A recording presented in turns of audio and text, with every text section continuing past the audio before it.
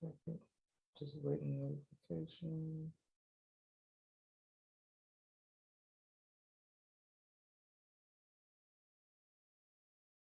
Okay, perfect. Boom. And we are live.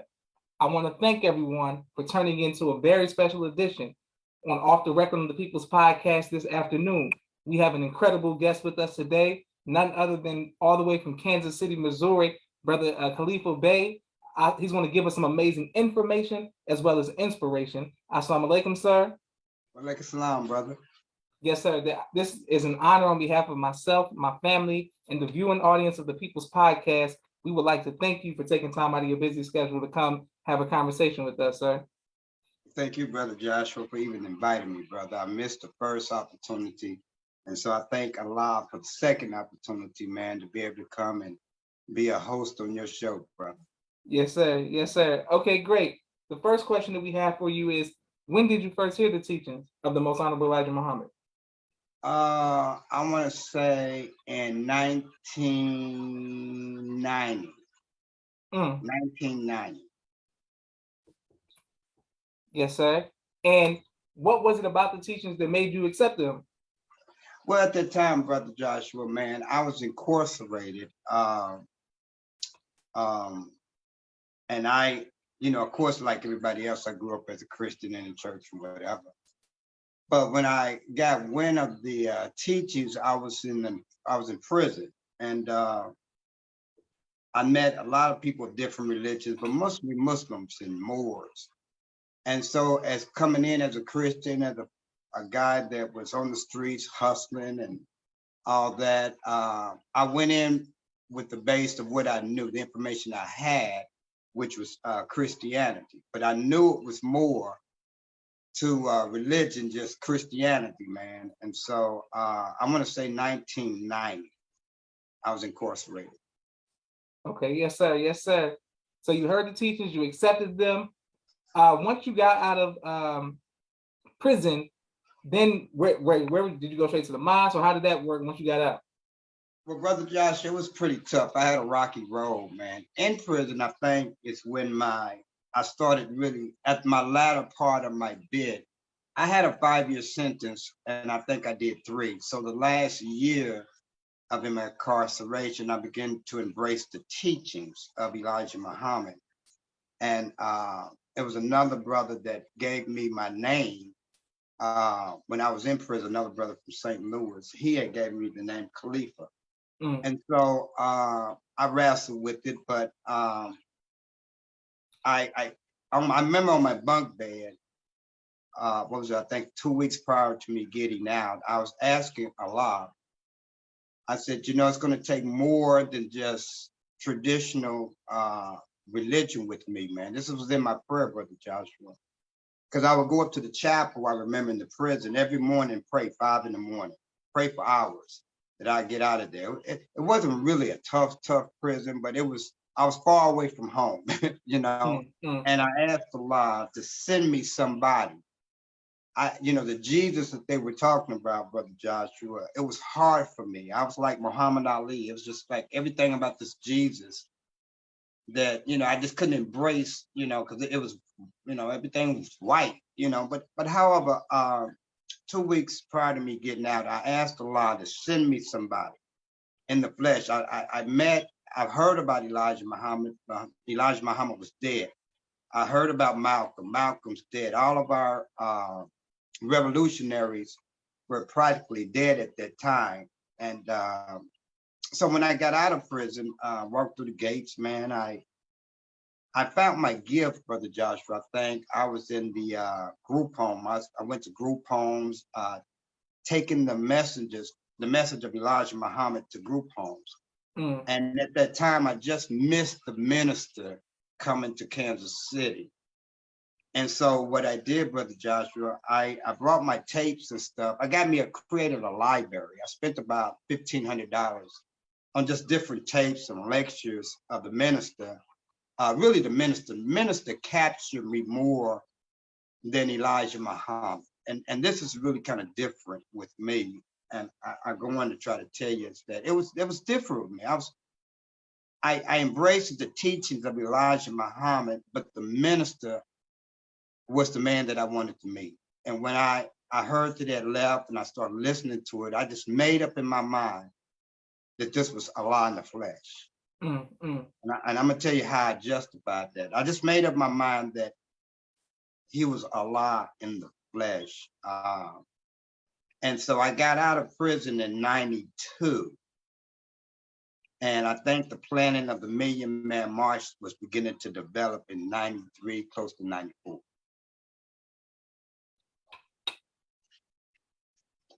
And so to go on, Brother Joshua, I, as being a ex-drug dealer, the teachings of the minister, it just did something to me. It did something to me. So, however, a local organizing committee of the Million Man March began to develop, I think, in 94. I was excited. I was a young father. My daughter, I think she was, about 10 years old. I was in my late 20s. And they were catching buses. And my cousin had he worked for TWA at that time. And there was a lot of hoopla and stuff. And the minister was a lot of excitement, movement. And I was with a young lady. She really pushed me off to the march too. She helped push me off. And so I took a flight out there, Brother Joshua. I went 2 days prior to everyone else. And when I got there, of course, I stayed at Reverend Willie Wilson's church. Okay. Brother Joshua, man, I don't know if they thought I was Ron Daniels or what. I don't know, but when I got there, Brother Joshua, when I got there, man, I called a cab, and I know in front of Willie Wilson's church, these ladies came out in African attire. And they took me to my room. It was a room upstairs in this church. I got there way before everybody else. I went 2 days prior to the march, but they took me to this little room. It was my room.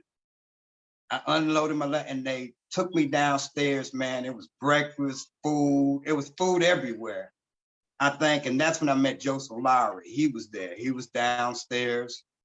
I got a chance to meet Dr. Willie Wilson, his staff. And I was just a regular guy, man. And that next day we had the convention down at the downtown DC. And lo and behold, I had back then, Brother Josh, we had the big camcorders. And we didn't have the cell phones, we didn't take pictures, but I had all my stuff. And we went downtown and I heard Mayor Berry speak, Betty Shabazz was there, Queen Mother Moore, Kwame Ture, of course your dad, but all the civil rights people were there. All of them were there, man. And so, and I was kind of nervous. I told Jessie Jackson, I wanted to meet the minister. I wanted to meet the minister, man, And I kept bugging everybody. I said, man, I wanted to meet the minister, man. I wanted to meet the minister, man. And so as we left the convention downtown, they took me, man. They took me to this hotel, man, where he was staying at, man. It was like 500 men there, man. And I got a chance to meet him, man. And I had tears in my eyes. I didn't get a chance to say too much to him. He just said, brother, I'm just like you. I mean, I was about to faint. I was dizzy. I was excited. Yeah, that was the moment that I knew that I met God in the flesh. Now, this is for me. This is for me. And the next day, of course, there was the march. I went to the march. I got to the mall, I want to say about 6:30 in the morning, Brother Joshua. And I took the train, and the train was so crowded, so I took a cab. And I saw coming out of the stairwells, it looked like black water. Looked like black water. These were men coming out of the subways, like black water. And I filmed this. I mean, it was excitement. This was really, really revolutionary. I was in my late 20s. And I was meeting so many brothers who were just helping each other. I never saw nothing like that in my life. So as we walked to the mall, I got to the mall about, I want to say a little before 7. And it must have been about 250,000 people there that laid out on the mall. Wait, it was like heaven. It's like, Brother Joshua, I entered heaven. You can still see the morning dew. And the drumbeat of Africa was being heard. There was somebody on the Congo. You could hear it from blocks away.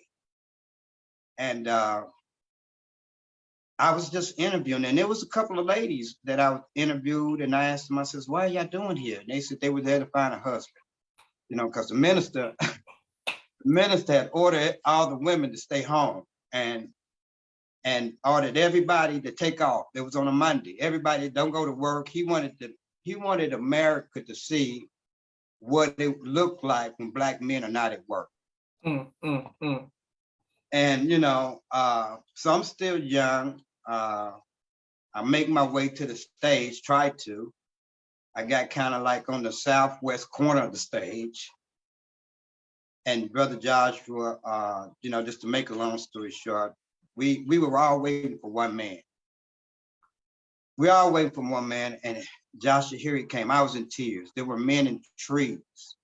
There were men in trees. I mean, you couldn't, I don't know if you ever been to the beach or seen the ocean. It was like you couldn't see the other end. It was all Black men everywhere, everywhere.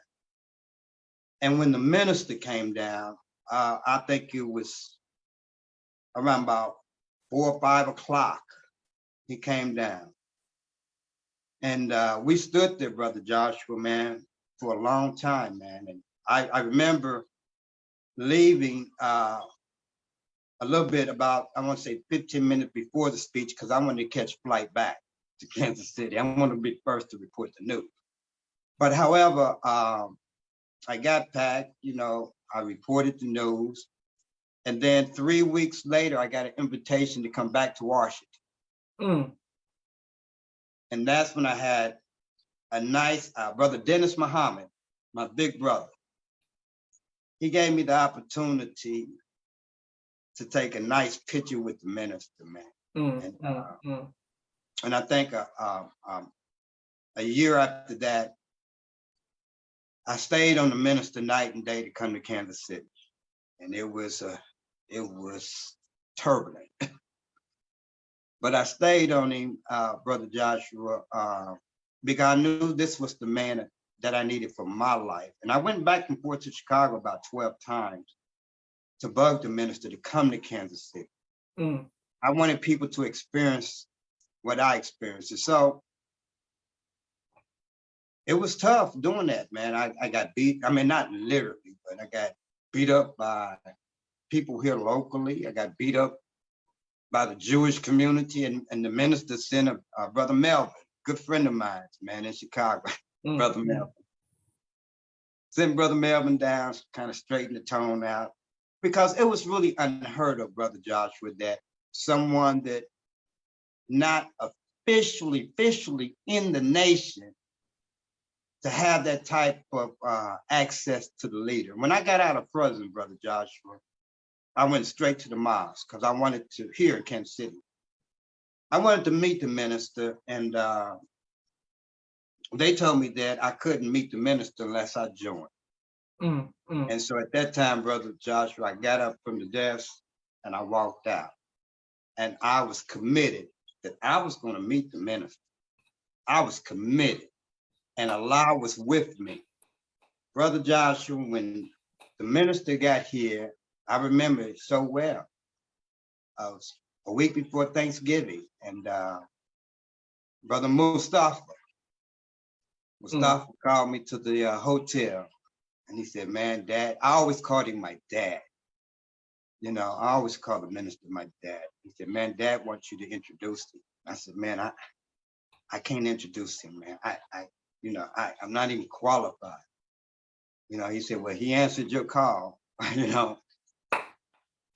brother Mustafa, man, is one hell of a guy, man.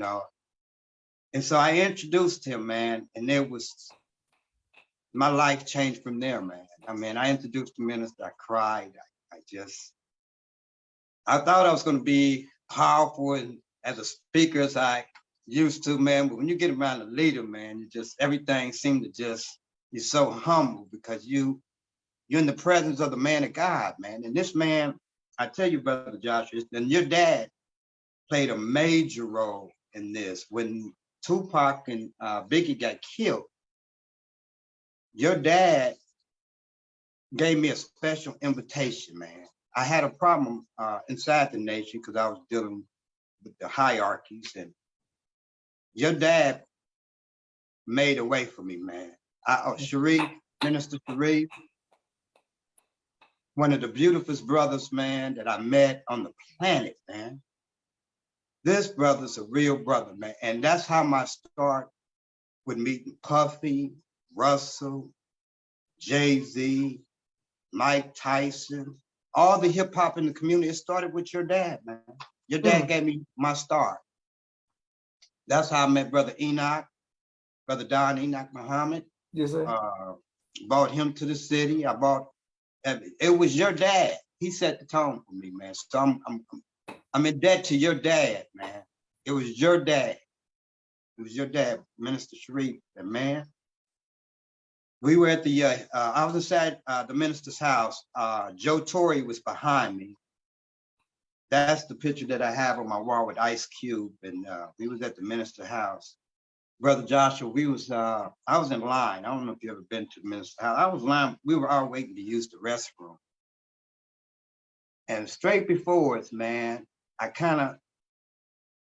we kind of saw the minister seem like at that time, because we were I was still kind of dabbling a little bit of marijuana and stuff like that. But we saw the minister walk through a door. And I asked Joe Torre behind me, I said, Joe Torre, did you see that, man? He said, yeah, I saw it.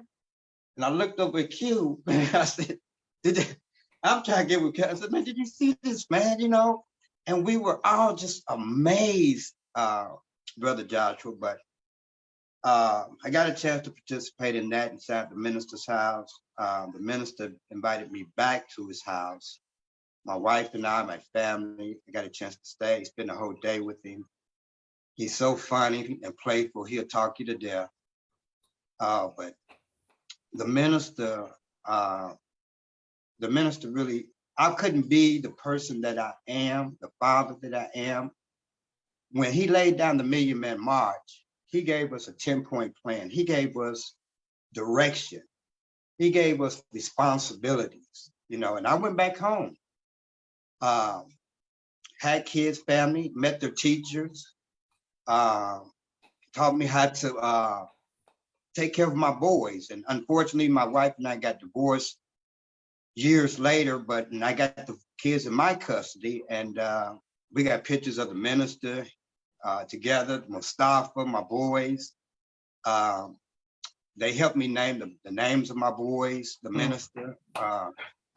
So, Brother Joshua, all I'm just telling you, Brother Joshua, the minister, in my view, and that's not to erase Elijah Muhammad, anybody, because the minister set me down and he was asking me, do you know anything about Elijah Muhammad?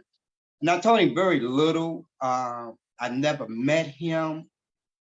I told him that I believe that he was the Messiah.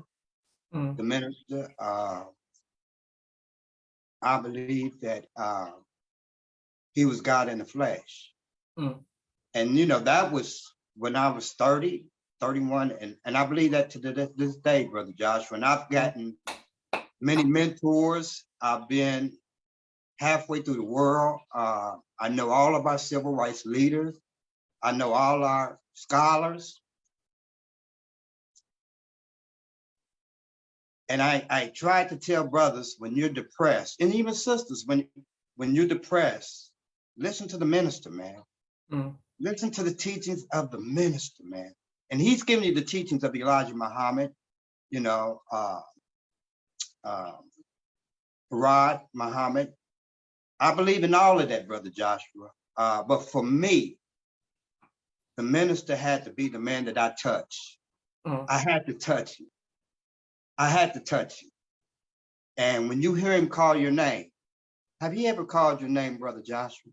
Yes, sir. Yes, sir. Have he ever smiled at you, Brother Joshua? Yes, sir. Yes, sir. Have he ever hugged you, Brother Joshua? Yes, sir. Yes, sir. Then you know what I'm talking about. You know what I'm talking about. The minister is not an ordinary man. Okay. Right? And I'm a well-educated guy. I'm very well conscious, but I understand prophecy. When you read the Quran, when you read the Bible, you're reading about the minister. And you're also reading about yourself in there. And see, that's why I try to tell all of the believers, you can't just not hear the minister. You got to listen to him and digest it. I met the president. If it wasn't for the minister, I would have met the president of the United States of America, Barack Obama. This was the minister. The only person I didn't get a chance to meet was Gaddafi. You know, and Brother Amin had called me when Gaddafi was coming to New York. I just didn't get a chance to make it, man. So that was the only person that I really wished I could have met was Gaddafi. Other than that, Brother Josh, I met everybody I ever wanted to meet in the world. That comes from celebrity status on down, brother, to you, brother. I've always wanted to meet you, and I met you at the march. Yes, sir. You know? And it was an honor. It was an honor. And you know what, Brother Joshua, to show you that God is with us. At every march, and somehow the camera person got a chance to shed their light on me while I attended the march for about 5 seconds, man. Every time it happens, man. People say, Hunt, I seen you on the big screen at the march. I seen you on the big screen, man. And so that's really my story, because I was messed up, Brother Joshua. I was messed up, man, before I met the minister, man. I was messed up, brother. And the things that's going on in Kansas City, man, listen, brother, if it wasn't for the minister, So this October the 15th, in commemoration of the Million Man March, man, I'm asking for 5,000 men to gather at the Freedom Fountain here in Kansas City, Missouri, man. We cannot let the Million Man March die. We got to revisit that, Brother Joshua, and go back over that 10-point plan that the minister laid out. That's needed, brother. We don't need to create nothing new. That was laid out. And let me tell you, Brother Joshua, in 1995, 5 years after that, men were taking their kids to school, picking up their children from school. Men were on obedient. But one thing that happened to us, brother, most of us, we got hit upside the head, brother. And we lost amnesia. We had amnesia. We lost our way, brother. We lost our way. So we got a job to do, brother. We got to bring back the spirit of the Million Man March, man. That's the only way. It's like How to Eat to Live. Elijah Muhammad, peace be upon him. He put that out there. And that's still relevant today. How to eat to live. Yes, I didn't understand that concept till like 3 or 4 years later, Brother Josh. But I'm gonna let you talk. I've been talking, Brother Josh. You see, I just been around the minister, man. The minister, man, will bring out your gifts. All you gotta do, but see, I'm one of a million, brother. He invited me to his home, brother. That was the minister. He answered my call. I was one out of everybody in the world. I never known nobody else, a street brother, other than myself, introduced the minister. I mean, that position, that type of stuff is for, big time people, man. I'm a little bitty guy. Brother Joshua, I just laid it out to you. I came from prison all the way to the palace. The minister gave me that open door. Out of every man, and there's many black men in America. I'm just one that he answered, Brother Joshua. I'm just one that your dad opened up the door for. I would never know Russell Simmons. I would never known Sean P. Diddy Combs, Miss Wallace, I never known these people if it wasn't for the minister. When we did our hip hop tours for about 6 or 7 years, the Nation of Islam did all the security. Mm. The nation. We got to bring the Nation of Islam back to the forefront. And I'm gonna tell you this, Brother Joshua, the minister have a lot of followers who just don't wear bow ties. Everybody loves the minister. Every conscious brother loves the minister. He is our man. He is our God. He is our Messiah of today. This is the minister. That's why Allah keeps him around. He keeps him around, Brother Joshua. Beautiful. You see what I'm saying? And what happens? It's over though, because 2 million of us men who really takes the message in with the minister, better community, economic development, doing better by our women, protecting our women. There's more than just me, Khalifa Bey, and we would die for the minister. We would die for the minister, man. You see what I'm saying? And that's straight up, man. So I'm gonna just go ahead and let you ask me a few more questions, brother. I don't want to just keep ramming and talking, but man, people just don't know. People in Chicago don't know what they got. They don't know who he is, Brother Joshua. And you got to, I wouldn't know nothing about yoga if it wasn't for Russell. I wouldn't have met Russell without the minister. Personally, I know Russell personally. If it wasn't your dad and the minister, I wouldn't know Russell. I wouldn't have had, so Allah had a plan for me, Brother Joshua. He has a plan for you and what you doing, brother, because you're inviting our people all over the world, all over the world. And when I met the president, it was Allah, man. The minister put that in me, man. God had to bring me somebody in the flesh. I asked him in the penitentiary, I said, man, you got to bring me somebody in the flesh. And it ain't going to be these preachers. This ain't working. Because I don't believe, I ain't crying about no white man in the sky. I ain't doing none of that. And when I met the minister, it was like love at first sight, man. Love at first sight. He's the man. Mustafa, your dad. And he's your dad. You're lucky. Thank Allah that you have a man like your daddy. These are strong men, brother, that traveled with the minister, secured the minister through hard and troubled times, man. Yes, sir. Man, I'm talking about abroad. It was rough. It was rough for the men securing the minister at the African American Leadership Summit. I talked to Africans today that remembered the minister when he spoke at the African Leadership Summit. Your dad was there. Brother Dennis was there.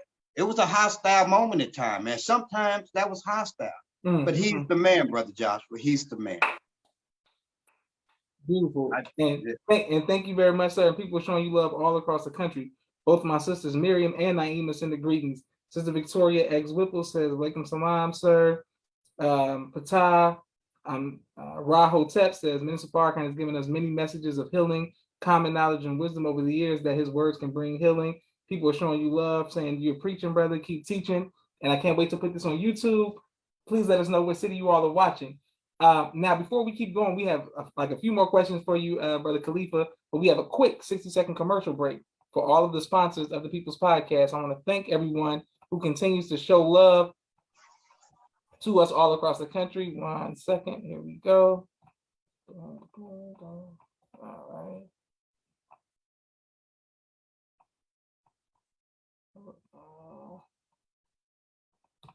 Here we go. And thank everyone who, there we go.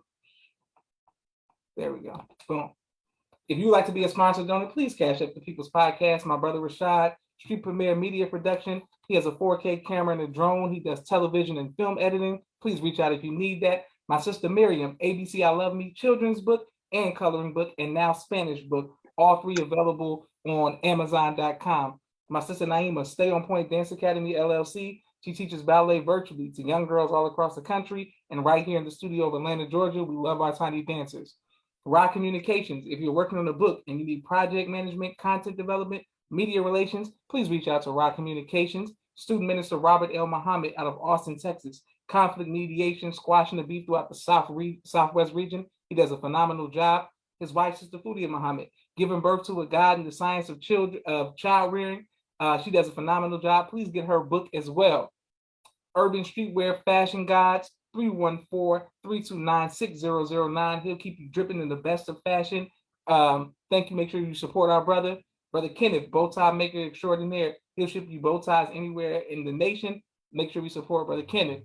Also, Taj Hollywood. If you are looking to act, write, or get into film, please reach out to Taj Hollywood. He has a new series on YouTube, Chemistry, episode 6 and 7, all of the episodes, but especially his Keep It Hood, helping others overcome depression. Thank you, Taj Hollywood. Also, Brother Aaron, if you need help with iridology, his analyst. If you need help with stress management, real estate, credit repair, and credit cleaning, he can help you with that. Also, personal wellness, emotional wellness, spiritually and emotional wellness, 229-344-1474. Dr. Henry M. Carter, King Henry Turkey Legs, right here in Atlanta, Georgia. Brother Rashad Muhammad, COVID-19 disinfecting cleaning services out of Chicago. My father's book, A Soul in the Movement of Christ, AbdulSharif.com. And last but not least, my 2 books, Cleopatra, which is a children's book, and No Father, No Excuse, all of which are available on Amazon. Thank you for every random sponsor and donation on the People's Podcast Cash App. We truly appreciate it. Right back to our brother Khalifa Bey. My next question, sir, what was it like working with Mike Tyson? Man, I met Mike Tyson at Mrs. Wallace's birthday party for Biggie. I didn't work with him. I just got a chance to talk to him, share some numbers with him, because I definitely wanted to invite him to Kansas City. But the Mayweather had, Mayweather's dad, and those other people. But Mike was a good guy. That night I met him. I talked to him for about 5 to 10 minutes. We exchanged some numbers because what I wanted to do with the boxing thing here, Brother Joshua, I wanted to use it as a way of channeling aggression that Black men have with each other, because we got a lot of fratricidal crimes here. So I was trying to put together a program that would allow Black men, instead of picking up guns, pick up some gloves, So I was thinking about that type of activity for Mike Tyson, but I didn't get a chance to do business with him, but I do have his number and stuff. But I try to, I try to stay in touch with guys like him and others, but I try to give them a purpose for Kansas City. Yes, sir. Okay, great. And what advice would you give to future fathers? Well, just follow the step. Jawanza Kunjufu has several books out about fatherhood. Follow that, but my own personal life, it was just really the ministers, just really to meet your kid's teacher. That's very critical. Debrief your child when they come home from school. Keep a relationship with your kid's mother. That's very important. It's kind of difficult, and sometimes it's by design, Brother Joshua. For some reason, Black men, been kicked out of the homes, and unfortunately, a lot of homes are headed by women, And so, the advice I tried to give Black men is come home at night. We want you to come home at night. We want you to take your kids to school the next day. If you can just do those things, just do those simple things. And then when you walk past your brother, give him the greetings. Beautiful. Yes, sir. Okay, great. And what type of music do you like to listen to, sir? Well, man, I'm still a hip hop fan for life. I'm still listening to Rick Ross, 50 Cent, Little Baby, The Baby, all these guys. Brother Joshua, I was really and you may want to get on this. I really love what you're doing, Brother Joshua, and definitely I'm going to send you some donations, man. I really love what you're doing.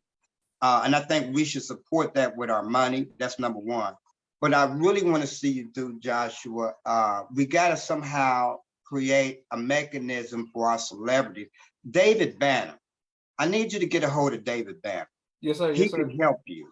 He can help you further. David Banner, matter of fact, I met David Banner in New Orleans. David Banner has some good information. He's good for our people. I really like for you to work with our celebrities, Brother Joshua, in Yes, sir. terms of giving them the information, giving them the platform in terms of with our young people. I like to see you do that. I was going to reach out to Russell to see if we can kind of get a hip hop element started back.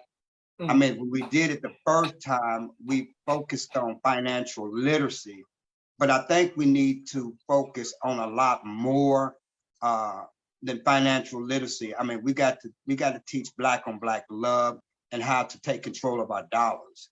We need more educational institutes, Brother Joshua, and that's what you're doing. You have established a platform where you can give out information, so our people won't continue to be ignorant. And so, if you can pray and ask Allah, what do you think? I like to see you do that. Get with David Banner. David Banner loves the leader. All the hip hop people love the minister, but I think David Banner has a clear message for our people. So I like to see you have some of the hip hop artists on your show. Yes, sir. And then as you give them some conscious information, they share information. We can also just continue to help you build up so you can be the other Tom Joyner. See, that's we want you to be the little Tom Joyner, you know, Yes, sir. and stuff like that. And so, because the nation, we need it all. And that's what we are. We're a nation, man. And so that's the advice, man. It's just Black on Black love. Take care of your family. Is so important. It's so critical, brother, because all of our leaders have been singing this song. I mean, we can't raise a neighborhood and a community without the proper family. It takes man and woman to raise children. You know, anything outside of that is not going to work.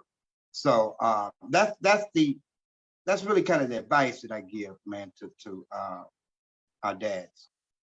Wonderful advice. Yes, sir. And thank everyone who continues to like, share, subscribe to People's Podcast and continue to show our brother Khalifa Bey love. Brother Khalifa, what would you like your legacy to be, sir? Well, my legacy, if I can control it, is continue to help our community to be known as somebody that loves the minister, love Allah, a servant. And that's all I'm trying to be. My life is about total service to our people, man. And that's my space. And I told Allah, if he can just let me live, as long as I can live with good health, I would serve him. I would serve him. And Brother Joshua, I know he's with me because of the things that I've experienced with the minister. You know, with the minister, man, it was like Allah just with me all the time when I'm on the road in terms of with the minister's program, because the minister, he's a direct connection to Allah, man. Yes, sir. I'm telling you, brother, I'm not telling you as a fanatic or nothing like that. I've watched this man. Can you imagine, brother Joshua, being in front of 2 million Black men and the man decided to call you out of 2 million? He chose you. He answers your call and calls you to his home. You see what I'm saying? That's Allah, man. You see what I'm saying? I've never introduced anybody in my life. The first person I ever introduced anybody in my life was the minister. And the minister made that decision through Allah, man. So I just wanted to be known and remembered as a servant of the people, the servant of Allah. That's it, man. If I can remember those two things, a servant of the people and the servant of Allah, man. Excellent. And thank you, everybody. A lot of people showing you love all across the country, Brother Khalifa, and we can't wait to put this on YouTube as well. One more question, sir. What has been your greatest trial in life and how have you overcome that trial? I'm going to say my greatest trial is when I lost my sister. I lost my sister, Brother Joshua, 2 years ago to my oldest brother. He stabbed her. It was a painful thing for me. And it all kind of centered around mental health. And so when I lost her, it was really heavy to me. because she was, of course, younger than me.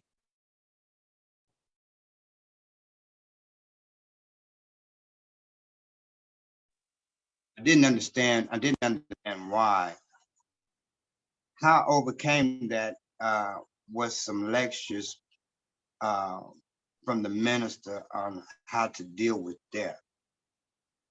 And I resorted right back to the minister, and I found solace in that. Mm. I think when who was that died?